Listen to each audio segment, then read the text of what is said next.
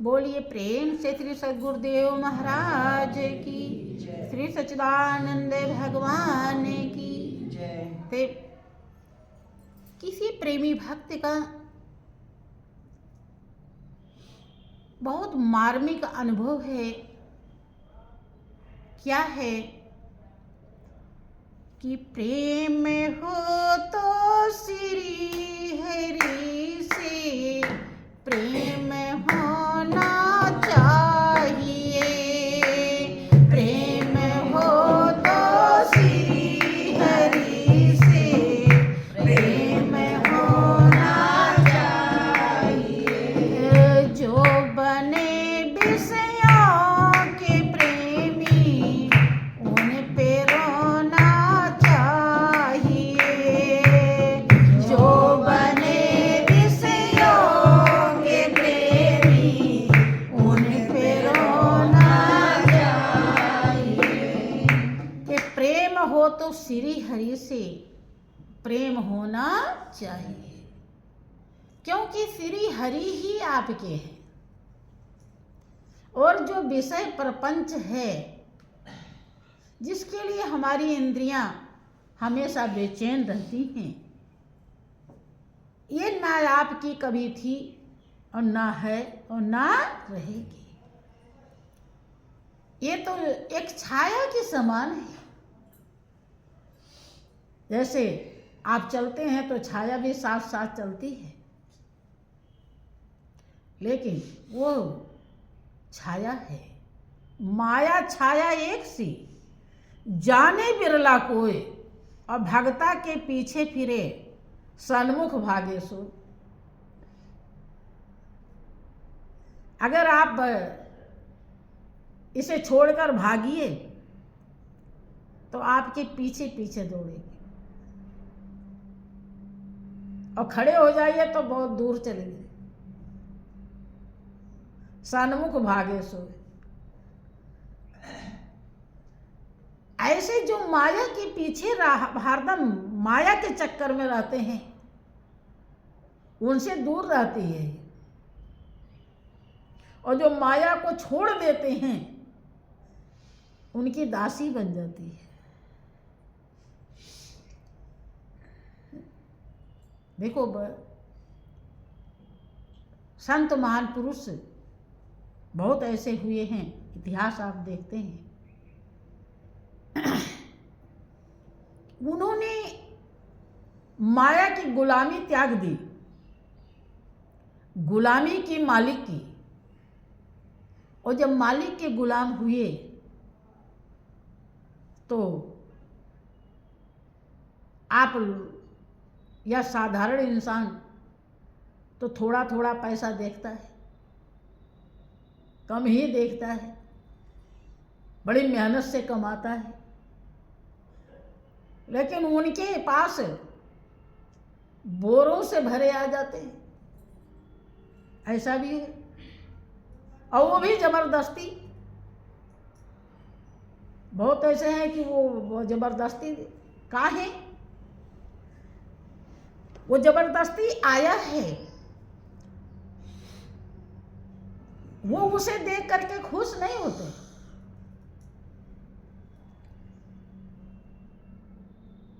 साधारण इंसान तो थोड़ा सा पा गया तो उसके खुशी का ठिकाना नहीं।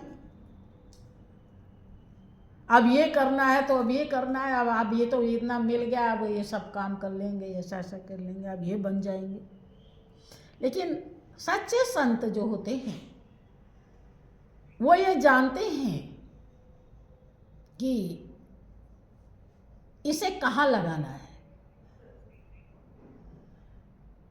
कोई चीज का जब हम कदर समझ जाते हैं तो हमारे लिए दुखदाई नहीं होता है, और कदर नहीं समझे होते तो हमारे लिए दुखदाई हो जाता है। बोलिए प्रेम से श्री सच्चिदानंद भगवान की जय। जैसे ये जिंदगी किस लिए मिली है, इसको कहाँ लगाना है,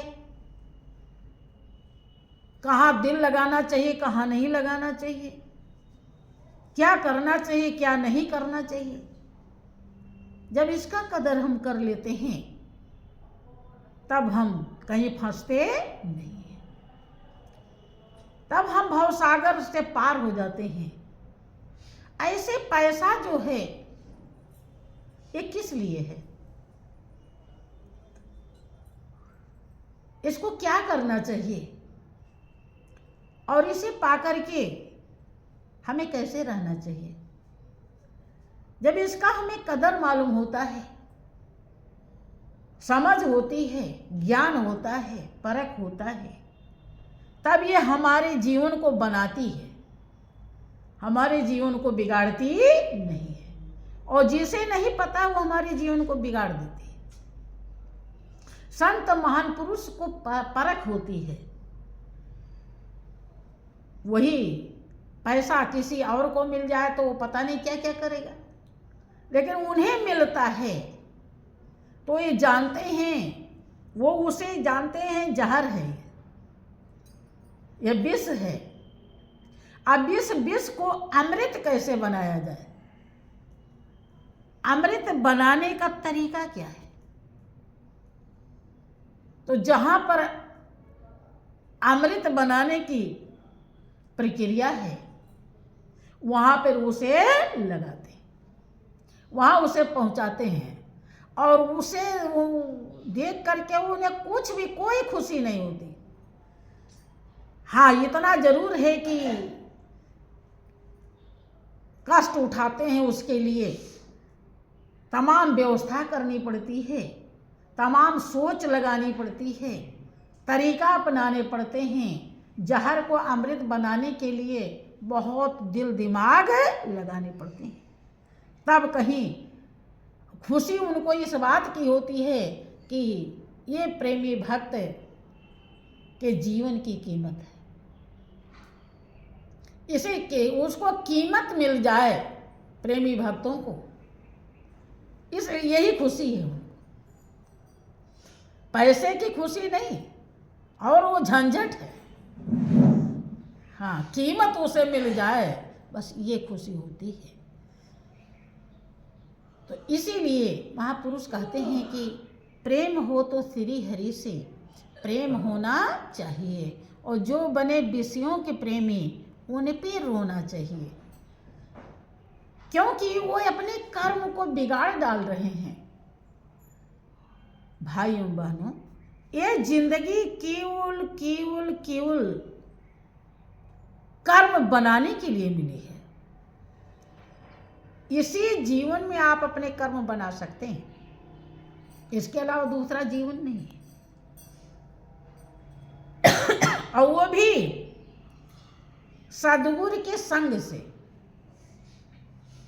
सतगुरु का अगर संग नहीं मिला तो भी मनुष्य की जिंदगी मिली है, खूब घर धंधा भी है, फैक्ट्री क्यों ना हो, लेकिन फिर भी आप कर्म नहीं बना पाएंगे।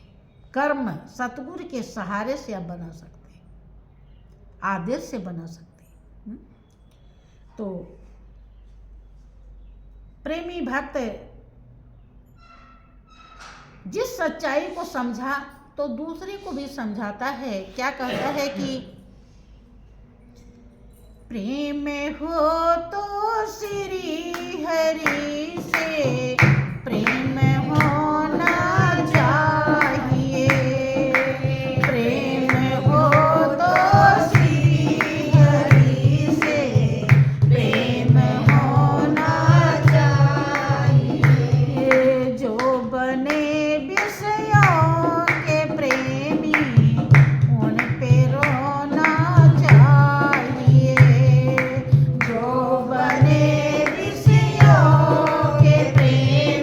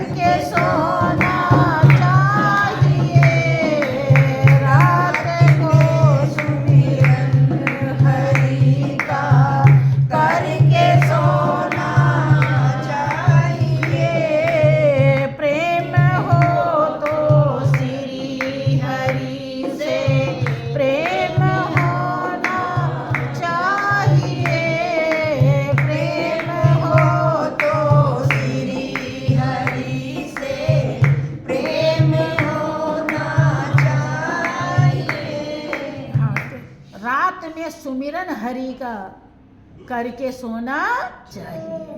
लेकिन हम क्या करते हैं कि दिन में जिस ऐश आराम में रहते हैं वही रात को भी याद करते हैं। अब कौन वाला ऐसा रहेगा कल, तो रात में उसकी तैयारी करते हैं। तो फिर रोना ही रोना है, हंसना कब है? फिर कब टाइम मिलेगा बंधु? हफ्ते में 7 दिन होता है, 7 ही दिन में जन्मना भी है और मरना भी है, और इसी में खाई में भी गिरना है और सिंहासन पर भी बैठना है। इसी में 84 लाख योनि में चले जाइए और चाहे मालिक के गोद में पहुंच जाइए, दोनों काम इसी में करना है। इस बात को जब हम प्रण कर लेंगे, ऐसे नहीं होगा ये। मन को हमें मजबूती से समझाना होगा। यही समझ जाए तो फिर तो कोई दिक्कत नहीं है। फिर तो ये वो कर डालेगा कि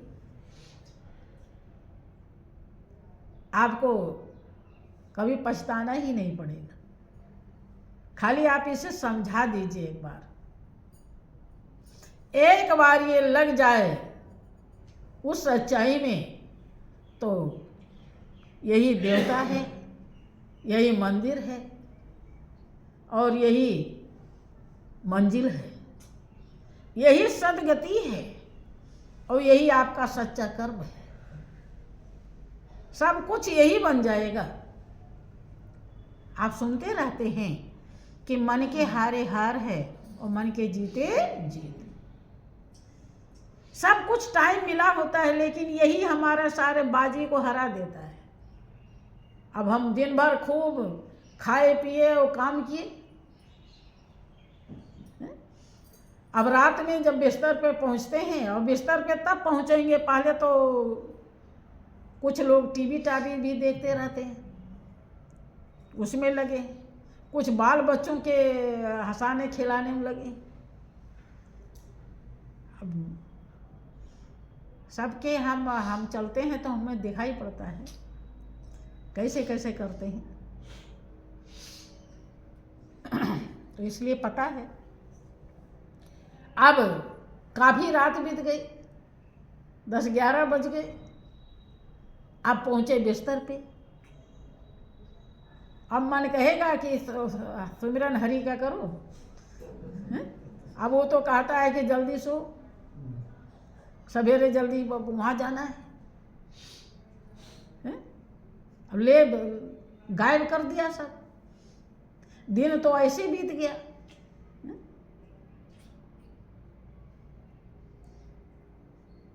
किसी ने लिखा है कि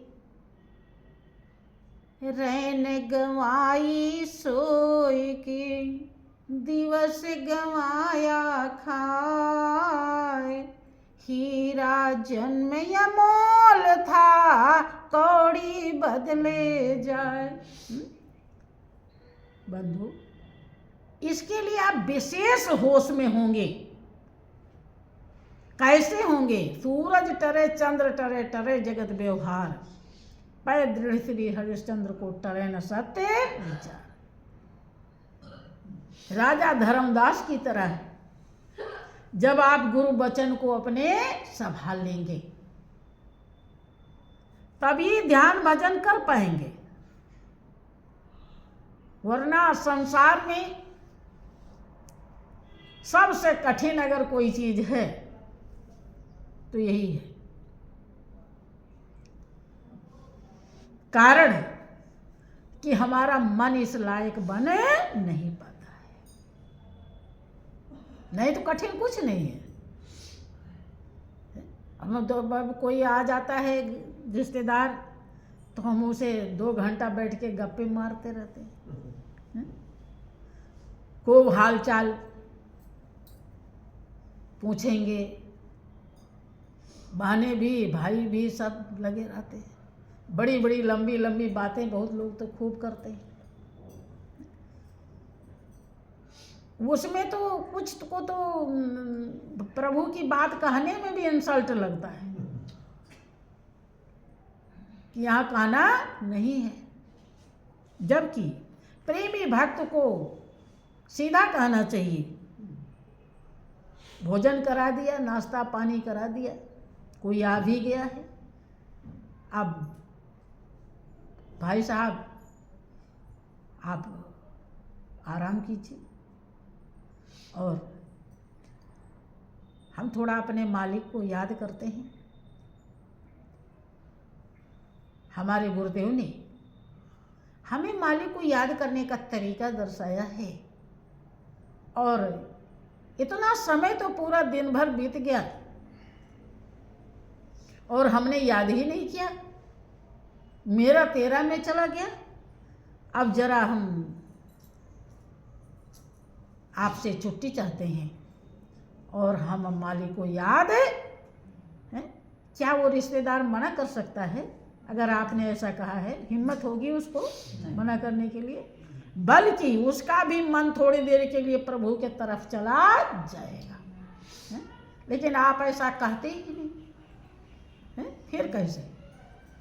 गलती किसकी है? फिर और वो फंसाए जा रहा है, आप फंसे जा रहे हैं। अबे वो तो फंस रहा है क्योंकि उसे पता ही नहीं है कि निकला कैसे जाता है, और आपको पता है कि निकला कैसे जाता है, फिर भी आप फंस रहे हैं। फिर घाटा किसका होगा? आप ही का। और जो समय चला गया वो फिर आने वाला नहीं। इसलिए कभी भी कोई भी हर पड़े बजर पड़े कुछ भी पड़े, लेकिन मालिक की याद पहले होनी चाहिए, चाहे कुछ भी हो, कैसी परिस्थिति आ जाए, हर उसमें मालिक की कृपा करता है। कोई बहुत विषम परिस्थिति आ गई है आपके जीवन में जो आपके मन को तकलीफ दे रही है, मन को जो तकलीफ देती है वही विषम परिस्थिति रहती है। अगर आपको मन तकलीफ नहीं मान रहा है तो वो भी नहीं है, क्योंकि सकल पसारा तो मालिक का ही है। विषम परिस्थिति किस में आएगी? या घर धंधों में आएगी, या परिवार में आएगी, या रुपए पैसे में आएगी, या शरीर में आएगी, इसके अलावा और कहीं आएगी? और नहीं आएगी ना। लेकिन अगर ये सब समर्पित है फिर कहाँ से आएगी? फिर कहीं से भी। हाँ, ये इसी जिसको ज्ञान नहीं होता है कोई इसको विषम मान लेता है और फिर लेकर बैठ जाता है। लेकिन प्रेमी भक्त को हमेशा होशियार रहना चाहिए, ऐसी परिस्थिति को भी मालिक को सौंप करके और मालिक को याद करना चाहिए। क्योंकि जब आप आए थे तो भी वही आपके साथ में था, और जब आप जाएंगे तो भी वही आपके साथ में रहेगा। अगर उसे आपने साथी बना लिया, हर परिस्थिति में आप उसे याद करते रहे, तो वो बन जाएगा आपका साथी। और वो बन गया साथी तो और साथी कैसे हैं इसका आपके अंदर विवेक हो जाएगा, समझ आ जाएगी। और इन साथी का इल्लत जो है, क्या कहेंगे, भाव, श्रद्धा, लगन, आप यहीं की यहीं छोड़ दे। अगर लेके साथ जाते हैं, अब कुछ जा रहे हैं, चलो ठीक है, कहीं आप बैठे रहे, वहाँ आसपास गंदगी थी, आपने कैसे भी समय निकाल लिया, लेकिन उसी को साथ में भी लेकर जाने लगे तो वो तो जितना दूर जाएंगे तो वो गंदगी तो गंदगी, वो तो बदबू करेगी, नहीं करेगी। अर्थात ये दुनियादारी ये मालिक की है, उसी से संभलेगा। और किसी से संभलने वाला नहीं है। अगर हम सभी चाहें कि उसे हम संभाल लें, अर्थात वो साथ में भी रहे और हम उससे अलग रहें, ऐसा संभव नहीं। तो वो यहाँ जिस काम के लिए मिली है वो काम करने में आपके लिए कोई हर्ज नहीं है। सब काम कीजिए, खाइए पीजिए सोइए उठिए बैठिए, लेकिन ये मत भूलिए कि इनकी औकात क्या है। जो औकात है ये मिले किस लिए हैं, ये हैं क्या और दिया किसने है, इस बात को भूलिए नहीं। अगर यही इतना आपको याद हो जाता है तो आपका जीवन मुक्त हो जाएगा, फिर आप कभी भी फंसेंगे नहीं। फिर राजा जनक विदेह कहलाते हैं, राजा थे। राजा से ज़्यादा पसारा आपके यहाँ तो नहीं है किसी का नहीं है। और राजा जब विदेह बन सकता है, अभी या तो आप वैसे ही नहीं समझ में आता तो मोदी से ही पूछाइए कैसे संभालो सर। हाँ, मोदी भी समझिए ऐसा राजा है जहाँ तक हम समझते हैं। अब औरों की भावना तो मैं नहीं बता सकती कि वो भी लिप्त नहीं रहता होगा जहाँ तक बनता है। हम जहाँ जो मुझे समझ में आता है, क्योंकि हर किसी की भलाई वही कर सकता है जो अपनी भलाई किया हो।